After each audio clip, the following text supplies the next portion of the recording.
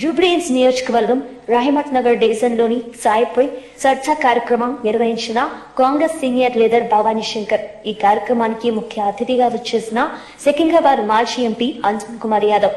వారు మాట్లాడుతూ Secunderabad number of parliament గా ఉన్నప్పుడు ప్రజలకు చేసిన సేవలను గుర్తించారు.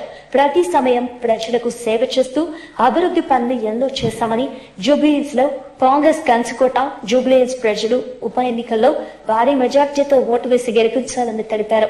అధిష్టానం పాత నాయకులకు గుర్తించాలని మీడియా ద్వారా తెలిపారు.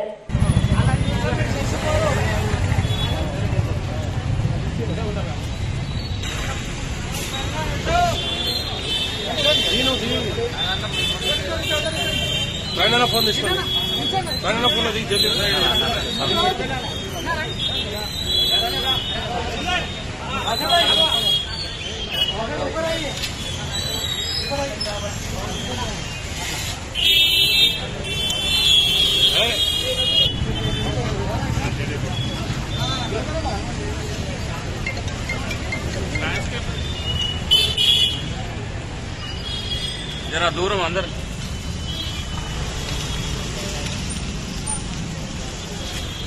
మతాలకు అతీతంగా రాజకీయాలకు అతీతంగా మేము డెవలప్మెంట్ కూడా అట్లే చేసినాం. ఈ మతం ఆ మతం కాకుండా చర్చిలకు ఇచ్చినాము, మస్జిద్లకు ఇచ్చినాము, మందిర్లకు ఇచ్చినాము. 7 నియోజకవర్గంలో అంజన్ కుమార్ యాదవ్ ఏందో తెలుసుకొని కుల సంఘాలకు కూడా ఇచ్చినాము, సపోర్ట్ చేసినాం. అన్ని విధాలా ఎంపీ నేతలే కాకుండా నా సొంత డబ్బులు ఇచ్చినాం. మీ దగ్గర ఇక ఒక్కొక్కరు చెప్పుకుంటూ పోతే మీకు స్థానికంగా తెలుసు అని చాలా ఉన్నాయి. అట్లా 7 నియోజకవర్గాలు वैसी करेगा।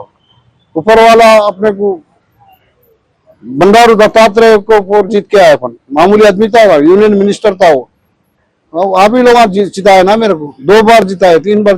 खुदाना का एक बैड लक क्या है, अपने राजशेखर रेड्डी साहब गुजर गए, उसके बाद पीजेआर साहब गुजर गए, ये बड़े नेता लोग गुजरे बाद अपने को कोई नहीं है।